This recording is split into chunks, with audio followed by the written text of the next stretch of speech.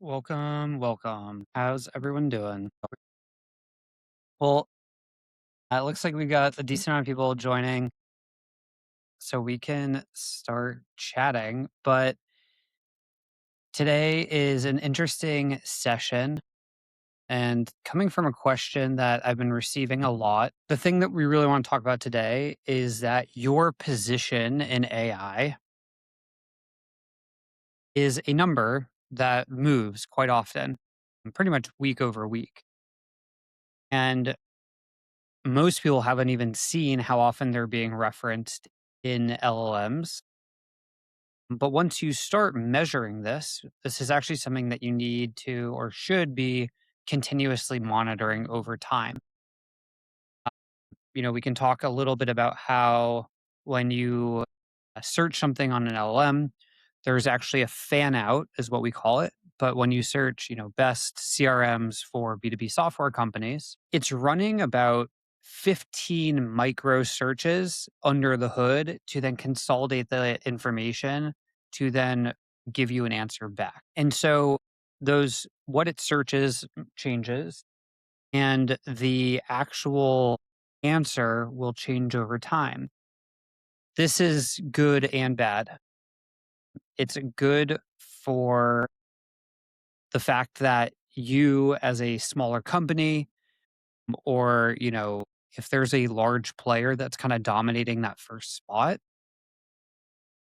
there's actual an opportunity to surpass them, right? So we're giving smaller companies an opportunity to be able to actually rank above some of the larger competitors. It's negative because it's moving more often. And so once you've secured that spot, even if you've been able to, you still have to keep up and maintain that presence to be able to continue to show up in those top rankings. And so your positioning in AI answers moves constantly. And so what we're going to do is show you how you can monitor that and what are the things that you should be measuring to make sure that you're always looking at the right things. And so when we put our heads in the mindset of our buyers, right, when they're doing is they're asking one of these things for a short list of responses. And maybe I search ChatGPT where Attio shows up as number one for best CRMs, but Zoho doesn't, which is a direct competitor. And what I want to depict here is the fact that each one of these really has its own set of suggestions and its own memory for how it presents results. And so a brand that leads on one LLM might be completely gone from another. And your buyers are reading these rankings to build their own sales shortlist. Now, that's between two different ones. But the bigger thing, and the thing that this is what people miss, is it changes on a weekly, monthly basis. So four companies come back this week, but then if you run it again, there might be a fifth or the order might have changed. And this isn't something that you get like notified about, right? There's no warning or trigger to tell you that this has shifted. And so, I think the thing here is like you need to be constantly monitoring it, and you also need to be notified of what's changing your positioning. Real quick before we dive into things, just a little intro of who I am. I run Catalyst. We build AI visibility systems for B2B companies. One of our, best case studies or best clients went from completely invisible, 0% ranking to the category leader in just a couple of months. And we've worked with a massive range of companies from startups to scale ups to, some large enterprise publicly traded companies. And what we do is we, distill all the learnings and insights from our sessions each week and, teach you guys each component of this so you can run this on your own or potentially work with us to help solve this. Anyway, so back to, kind of what's at stake. So we know that 51% of B2B software buyers are now starting their research inside of AI instead of Google, right? So majority of people are now starting their research using some kind of LLM.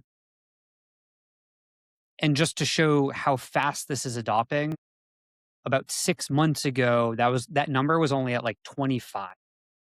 And so all of a sudden, we're seeing this rapid growth of people really leveraging and trusting AI more than Google and more than other sources of who to even consider. And if you've never run this before, when you get a result, it really only gives you 3 to 5 names. And if your name isn't on that list, then you're kind of out of the evaluating question unless they continue to prompt. In the same study, we actually saw that a third of people bought from a vendor that they had never even heard of, but just because it showed up in the LLM. So all of a sudden, we don't need to have all this education. It's still great, but people are just blindly trusting LLMs on their recommendation, which cuts both ways, right? That's you getting into a deal you didn't necessarily have any business being in, but it's also somebody potentially walking into yours after you've spent all this time building brand, running all these ads, doing all the sales outreach.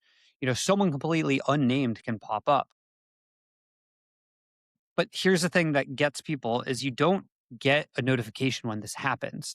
There's no email, there's no dashboard that goes red, and your rank can fall for a month. And the first thing that tells you is just a deal that you didn't get. And by that time, a buyer already picked one of the names sitting above you. Curious for the people joining in live, has anyone actually looked at where they show up when you search for, the best software or the best, whatever you are in your category? Drop in the chat if you have or if you haven't. Just curious kind of what the sentiment of the room is. Cool. So the main idea here, and we'll go through some instances of it after, but your presence in AI is a number that you can measure and it has a value. But just know that this value changes. But the nice thing is once we have a way to define it and we have a way to measure it, or once we can assign a value to it, it's something that we can measure, just like any other KPI, pipeline, traffic, whatever. And it's a thing that you can check on a regular schedule. You wouldn't just like guess your pipeline percentage. You wouldn't, we want to be monitoring this the same way that we would monitor traffic or pipeline. And no one's really built a good dashboard for this. There's a lot of visibility tools that, kind of vary in dependencies. And so it's something that we need to be automating. I'm liking how, everyone's kind of showing up. Rob, Lori, Jer, it looks like this is something very top of mind for you guys that we're, able to monitor and actually track this. And I'll give you a little preview of what we're going to get into, but the the best way we track this is with our AEO audit tool. I think it's, we've gotten a lot of feedback. It's one of the most accurate ones out there. Uh, and it's completely free forever. So you can run and monitor your performance over time, which we'll get into a live build and a little bit later here. But first, I want to talk through the mechanism, right? Why is that why is your ranking actually moving and evolving over time? If you're doing nothing, you're holding still, right? Like you are completely losing the opportunity and really leaning into the volatility of the ranking. So there's three things that move your ranking and your positioning. All three of them are happening right now, whether you like it or not, and they're all impacting each other. So one is freshness of content. New pages that are going up every week and get pulled into an answer. And so that source setting sitting behind your rank keep changing underneath you. This is essentially right a freshness test or a refresh if you're in the industry. But LLMs are pulling 75% more citations and references that have been updated within the last 30 days. And so we need to have fresh content. We need to have new information, new perspective, new data. And the study out of St. Gallen, they looked at 4,000 consecutive day pairs, and 65% of the sources, these things cite turnover every 24 hours. So this is even showing how freshness is even more important, but all of it leads back to you need to be keeping your content up to date and refreshed. The second is the models themselves are getting updated and reweighted. You know, last week or 2 weeks ago, there was a big drop in Reddit citations on ChatGPT. And so while you can be doing all the best practices, you can doing all the right things, there's a little bit of a game of whack-a-mole that we're playing while the models are still trying to figure out what the right balance is. And unlike Google, this isn't their full-time job, right? How they display answers to you and how they prioritize who's getting cited was very much Google's game. But LLMs do so much more that like this is very low on their priority list of making sure it's accurate. And that's why there's these kind of irregularities and weird growth hacks that work for a period of time. But the issue is, as they're getting updated, something could change in a matter of days. And it's not like LLMs are sending you a specific change log of what they're updating, what they're changing. And so it really is important to be paying attention to this or working with an expert who is constantly staying up to date on all the changes that are happening. Third is the one that a lot of people forget too is your competitors are publishing content as well. And so while your position drifts organically, right, with no other external source, external factors, you're going to start drifting. But then there are competitors or people in the industry also playing the same game. And so doing nothing doesn't actually hold you still in your position. It actually is causing you to follow the volatility of the different LLMs. And so each one of these three levers together is going to trace together of how you're actually showing up. So if you run the same questions on a schedule, every one of those shifts turns into actual line that we can measure. These are things that are really, you know, important to be paying attention to. And I think two of them you can't really control, right? Rivals continuing to push content, fighting for that top place, and LLMs, re-ranking, kind of refactoring their algorithms. You don't have control over, but you do have control over, how the cadence and the quality of the content that you're putting out. I'm curious if there is curious always the people in the audience, like if there's an LLM that you guys trust more than others. Like we're big Claude users at our company, but I know a lot of people, either have made an active selection or have have had an LLM that has been forced upon them, uh, either by their employer. Claude's an interesting one too, because Claude doesn't actually give you citations often, right? So if you search for something, it very rarely shows or gives you a direct link to click to a website. Something to keep in mind. So this is what an example month of logging would look like. So this is the shape of it. Same 5 buyer questions, right? We're asking the same questions every week. And on week 1, they're sitting at 6, named by in 4 of the 12. But by week 5, they're second, named in 11 of the 12. And at the climb, this wasn't by, luck of the draw or chance. It happened because someone actually read these numbers often every week and then went and worked on the gap the number pointed to. Now, I don't know if there's many SEO experts in the audience, but the crazy shift that's happened and the old way that we used to do this with SEO was we would make a change and we would have to wait 3 to 6 months to see the benefit, sometimes even longer. And what we're talking about today with AEO is something that shifts every single week. So again, pro, the feedback loop is much tighter. So you actually know if the changes that you're making are impactful or not. And B, the negative side of this is there's so much more pressure to be monitoring this and really treating it like a true growth channel. And the honest version is that weekly moving in these WEIR rankings runs somewhere around 15 to 25% anyway. So some of any single week in this is not necessarily, you have to be taking the average.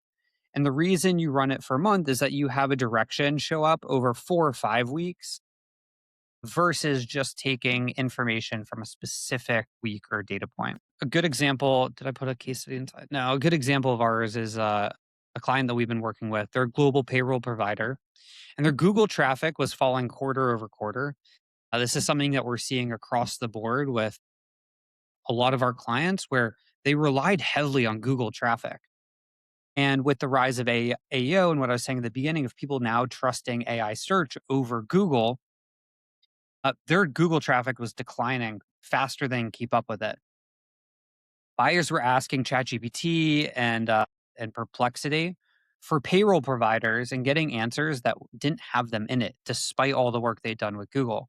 And so over 12 months, we got Gemini citations up about 860% and ChatGPT sessions up 570%. And the only reason we were able to steer is by we were constantly monitoring our position and testing things and seeing what was making an impact. Okay, so let's talk about what this actually gives you. Presence you measure is the presence you can move. And that's really the whole framing here. We want to be able to find a number that you can check on a schedule and then one that you can steer and see the work that you're doing making an impact. If you assume that you're just holding your rank, that one is definitely going to drift. And you'll find out about a quarter from now from soft pipeline that nobody can explain. So, what do we do about this? Well, there's kind of two ways. There's the bootstrapped way, I guess, as I present it, or there's a little bit more of the professional way. I'll start with the bootstrap because I know a lot of you are diving into Claude code and Claude and trying to build things, on your own time. But we just need to pick 5 buyer questions, right? What are the questions that your buyers are asking to potentially discover your product? If we're talking in the case of CRMs, we're saying best CRMs for modern B2B SaaS companies or modern CRMs that are AI native, right? And we want to understand what those queries are. Really good hack for anyone who is on marketing or, in charge of revenue is you should be adding to where did you hear about us form, have it be an open text input and let people input, if they found you on Claude or Gemini or whatever LLM of choice, but then add a second one and ask them what the actual query is that they searched. We are new to this, that we have found people are really actually willing to give that information. And that is the query that you should be monitoring. So once you write down the 5 questions your buyer actually would type, and make sure you say these sentences out loud because a lot of people get a little caught up with keywords and things like that. But think like best payroll for contractors in 12 countries, right? More specific, longer tail, more tailored to your use case. And if you don't know what they are, then type and go read your own sales calls because they're in there, right? Go listen to sales calls. You will see what people are asking. Now, then every Monday, you're going to run those same 5 questions across ChatGPT, Perplexity, and Gemini. And you can write down every single company that gets named. You can just ask Claude to do it too. And ask it to write down your competitors too. And honestly, the competitor list is half the value of the whole thing. You know who to go after. And 3, you can track where you land week to week. And you act the week the line starts to fall, right? Once you start to see a shift, you know where to prioritize. And so if the week it falls and that's the week you move. And the reason this works is kind of boring, but it's consistency. We want to be monitoring the same questions on the same day, the same models. So you can actually start to build a baseline and then you know the deviations. And the nice thing, and this is why I said it's kind of the bootstrap way, is you don't have to go buy anything. If you already have a subscription to the LLMs that you use, you can just do it on there. If you want to do it kind of the more consistent way, we recommend using our audit tool, which again, Charles, I think sent in the chat, but we'll throw up on the screen again here. And this is really what we're using to monitor the performance of the clients that we work with. And I want to pull up an example here and kind of walk through how we're able to monitor these, the performance of a specific company. So I'm going to pull up, I just need to share my screen here. I'm going to pull up a example here. This is for Attio, again, a modern CRM company who is competing after, this is a pretty saturated space. And if I were, going to take over Attio's AEO strategy, this is exactly what I would do. I would come in here and I would monitor the same search queries that their buyers are searching for on a weekly basis. So I can get an understanding of their overall AEO score, but then also being able to measure things like their on-site content performance, their off-site content performance, and overall their voice share. So you can see when people are searching these queries, and we'll get into those in a second, they're only being recommended about 24% of the time. And that might sound like a significant amount, but if you come down in here and you see the whole leaderboard, we've got Pipedrive dominating, we've got Zoho at 35%. Pipedrive, more than half of the time, Pipedrive is being recommended. So there's a significant amount of traffic being sent to Pipedrive. These are the questions that they're winning on. Struggling with manual CRM updates and want automated data sync, best AI powered CRM for revenue teams that automates lead scoring and routing, best CRM for 50 to 500 person SaaS companies, right? These are the exact buyers that Attio would want to be winning on. But Pipedrive is stealing this traffic. They're about 31 points ahead of them. And so what we need to do, if you're Attio, is you need to start monitoring these things. What are the queries that you're losing out on, right? Now, if we look at Zoho, another person in front of them, the same queries they're not showing up on. And the way that we break down our AEO engagements, or the way we think about it, is three components, right? How is your technical content? How is your on-site content? The content that you're publishing? And then how are other people talking about you? What are people talking about you, on other companies, other publications? And right, when we look at things like top CRM tools for 2026, a really important query for a company like Attio to be ranking for with native AI agents and deal automation, they're not showing up at all. Like, they're not even mentioned. And 9 competitors are named instead of them. What a loss. You can see all of the queries here that we're searching. In the example before, I told you about the 5 queries that you can search, or the 5, things that people are searching. But here we're searching 10 across 5 different LLMs. We also like to show a good coverage by model. And so I would take these keywords or these search queries, and you can see how long these are, right? Very specific. Best AI-powered CRM for revenue teams that automate lead scoring and routing. Best CRM for 50 to 500 people SaaS.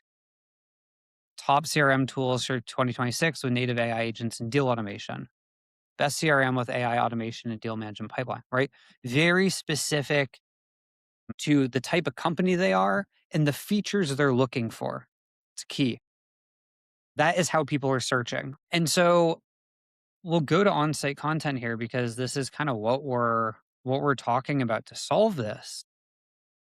But first, before I jump into that, to tie this on how we're running this, we want to make sure that we're running this on a weekly basis. You can just come in here and run this report on a weekly basis and download the data, because then we get to start seeing a pattern and a history over time. Something also that's important to look at is, where those questions, who's taking the answer. So the company revenue is clearly spending a lot of resources into AI search right now because they're dominating most of these buyer questions. Most people are searching some brand or getting some pain specific questions, use case specific, right? That's going to be more feature specific, category, and comparison. Comparison is the number one thing that is being referenced by AI right now because that's how people are searching, right? It always has to go back to the frame of the buyer. What are we, right? When I'm searching, maybe I've narrowed it down to pipe drive or Attio. I'm going to search, what's better, pipe drive or Attio? It's a comparison. Now we get into this component where maybe you're being mentioned, but you're not actually the recommendation.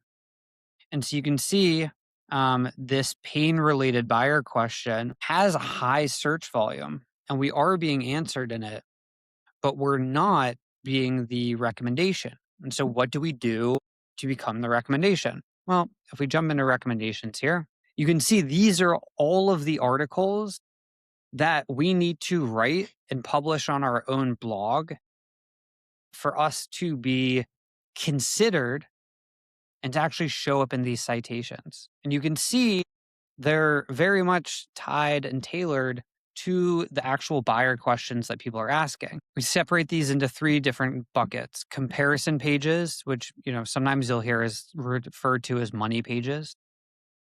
But these are going to be very specific comparisons, standalone landing pages, best of content, right? Best AI powered CRM, best CRM for tools, top CRM platforms for native AI agents, best CRM for automated lead scoring, right? These are specific best of search questions. And then answer the question, right? So these are direct responses to the questions that your buyers are asking. Now, if you want to try to solve this on your own, you can download the whole plan as a markdown file.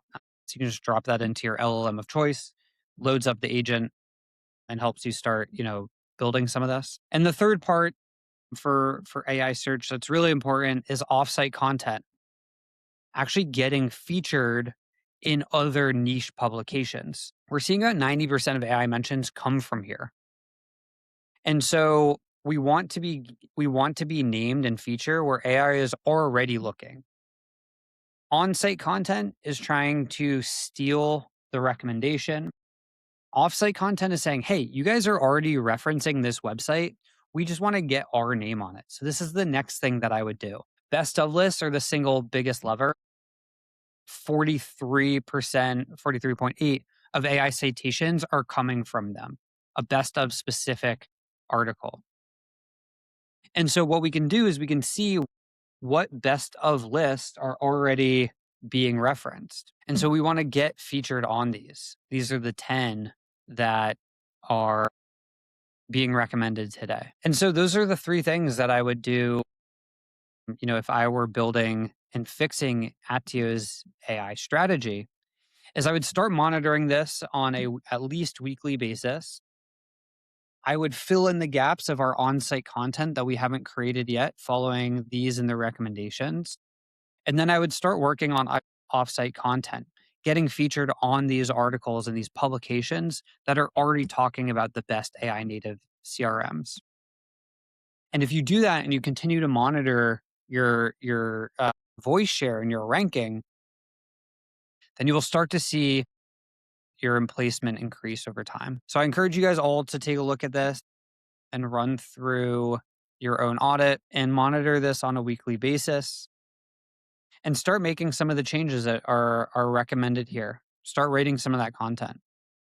And the nice thing is, if you don't know where to start, we actually tell you, right? Start where it's weakest. Attio does have a strong technical presence. Their website is optimized for bots, right? So we look at what crawlers can actually access your website.